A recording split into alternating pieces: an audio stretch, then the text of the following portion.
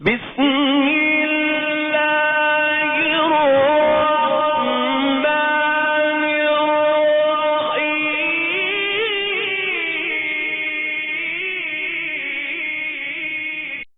الحمد للہ رب العالمین وصلی اللہ علی نبینا محمد وعلی آلہ وصحبہ اجمعین اما بعد عن ابی ہریرہ رضی اللہ عنہ قال كان اہل الكتاب يقرؤون التوراة بالعبرانية ويفسرونها بالعربية لأهل الإسلام فقال رسول الله صلى الله عليه وسلم لا تصدقوا أهل الكتاب ولا تكذبوهم قولوا آمنا بالله وما أنزل إلينا سورة البقرہ رواه البخاری۔ ابو ہریرہ رضی اللہ عنہ بیان فرماتے ہیں کہ اہل الکتاب یہودی لوگ جو ہے نبی کریم صلی اللہ علیہ وسلم کے زمانے میں یا اس سے پہلے یہودی لوگ تورات کی تفسیر کیا کرتے تھے اور تورات کی تفسیر جو ہے وہ لوگ تورات پڑھتے تھے عبرانی زبان میں جو ان کی زبان تھی، لیکن اس کی تفسیر مسلمانوں کے لیے عربی میں کیا کرتے تھے۔ تو نبی کریم صلی اللہ علیہ وسلم نے ارشاد فرمایا کہ اہل الکتاب یہودی لوگوں کی آپ تصدیق نہ کرو، ان کی بات کو سچ نہ مانو اور نہ ان کو جھٹلاؤ، کیونکہ وہ بھی تورات ان کی آسمانی کتاب تھی، ہو سکتا ہے ان میں صحیح ہو یا تبدیل ہوئی ہو، اس لیے ان کی بات کا یقین نہ کرو اور ان کو جھٹلاؤ بھی مت، ان کو جھٹلانا بھی نہیں ہے۔ بس تمہیں یہ کہنا ہے آمنا باللہ وما انزل الینا،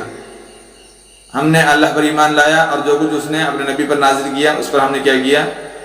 ایمان لایا۔ یہ بخاری کی حدیث ہے۔ ابھی اس میں یہ سمجھنا چاہیے کہ نبی کریم صلی اللہ علیہ وسلم نے کیا اس میں حدیث میں کس بات سے منع فرمایا ہے؟ لا تصدقوہم ای لا تصدقوا اہل الکتاب ولا تکذبوہم۔ آج کل انٹرنیٹ کا زمانہ ہے، آج کل ٹیکنالوجی بہت زیادہ فاسٹ ہے، تو اس میں کیا ہو رہا ہے کہ قرآن جو ہے آج کل بہت سارے ایپس میں جو ہے، جو پلے اسٹور کے اندر، موبائل کے اندر پلے اسٹور ہے، اس کے اندر جو ایپ قرآن کے جو بہت سارے ایپس آ رہے ہیں، تفاسیر کے ہو یا معانی کے ہو یا قرآن کے بہت سارے ایپس آ رہے ہیں جو اکثر جو ہے یہودی لوگوں کے بنائے ہوئے ہیں، اور اس میں بہت ساری تبدیلیاں مل رہی ہیں۔ معانی کے قرآن جو ڈائریکٹ قرآن آ رہا ہے اس کے اندر تبدیلی کچھ تبدیلی ہو رہی ہے، لیکن زیادہ نہیں، لیکن تفاسیر کی جتنے ایپس آ رہے ہیں یا کتنے تفاسیر کی بہت ساری کتابیں آج کل شائع ہو چکی ہیں، جس کے اندر جو ہے جو انگلش زبان میں ہو یا بقیہ الگ زبان میں ہو، اس کے اندر بہت ساری تبدیلیاں جو ہے آج کل نظر آ رہی ہیں۔ تو اب لوگ کیا کر رہے ہیں، ان ایپس کو ڈاؤن لوڈ کر کے ان کی تفسیر پڑھ کر جو ہے لوگوں کو اس کا معنی بتلا رہے ہیں اور اسی پر یقین کر کے جو ہے زندگی گزارنے کی کوشش کر رہے ہیں۔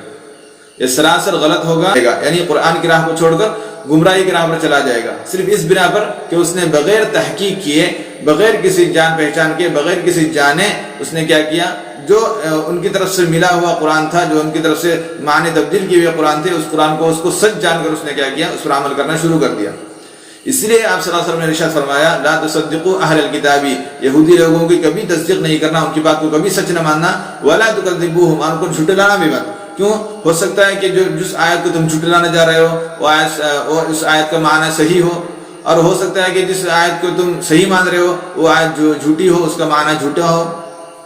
اس لیے آپ صلی اللہ علیہ وسلم نے فرمایا کہ مجھ پر جو قرآن نازل کیا گیا ہے اس کی تصدیق کرنا ہے اور اسی کے مطابق زندگی گزارنا ہے۔ اس کے علاوہ بقیہ جتنے آسمانی کتابیں ہیں، 3 کتابیں، چاہے تورات ہو، چاہے انجیل ہو، چاہے زبور ہو، ان تینوں کتابوں کو رد کیا گیا ہے، اس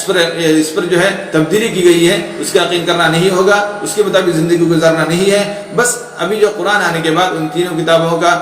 جو ویلیو تھا وہ گر گیا اور صرف قرآن کا ویلیو باقی ہے۔ زندگی گزارنا ہو، زندگی کے ہر مسائل کے، ہر مراحل کے آپ کو جاننا ہو، اس کا علم رکھنا ہو، تو قرآن کو اور حدیث کو پڑھنا ضروری ہے۔ جو آج کل ہمارے ہاتھ میں قرآن ہے اس کو پڑھنا ضروری ہے۔ میری رائے یہ ہے کہ اگر آپ پلے اسٹور سے کوئی ایپ ڈاؤن لوڈ کرتے ہو یا چاہے تفسیر کا ایپ ہو، آج کل تفسیر کے ایپ جو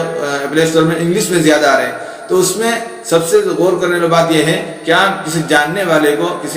کوئی تفسیر کا کوئی ماہر ہو، عالم ہو، اس کے پاس جا کر جو ہے اس کو دکھلا کر اس کی تصحیح کرا لیں، ورنہ ہو سکتا ہے کہ آپ اسی کو سچ مان کر اس پر زندگی گزارنے لگیں گے اور آخر میں جا کر آپ کو اس کا خسارہ بھگتنا پڑے گا، آپ کی زندگی خسارے میں جائے گی، ورنہ پھر مرنے کے بعد ہائے افسوس کے علاوہ اور کچھ کرنے کا موقع نہیں ملے گا، صرف ہائے افسوس کرنا ہوگا، دوسرا کچھ نہیں، اور آخر میں جہنم میں جا کر گرنا پڑے گا۔ تو میرے بھائیو اور دوستو، اس بات پر غور کیجئے، اس کو سمجھئے کہ جو ہمارے ہاتھ میں جو تفسیر ہے، قرآن ہے، جو معانی ہے، وہ صحیح ہے یا غلط ہے، اس کی تحقیق کیجئے، اس کو جان پہچان کر پڑھنے کی کوشش کیجئے۔ اللہ تعالیٰ ہمیں سیدھی راہ پر چلنے کی توفیق نصیب فرمائے اور قرآن کو سمجھ کر اس پر عمل کرنے کی توفیق نصیب فرمائے۔ آمین۔ السلام علیکم ورحمۃ اللہ وبرکاتہ۔